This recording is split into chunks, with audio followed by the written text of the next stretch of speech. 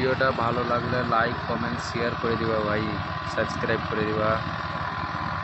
কেমন লাগলো ভিডিওটা? আর আমাদের এটা ম্যাচিং টাইটিং করা, দেখে নাও। এটা রিভার্স, দেখে নাও।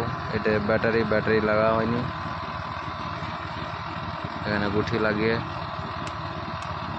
করবে।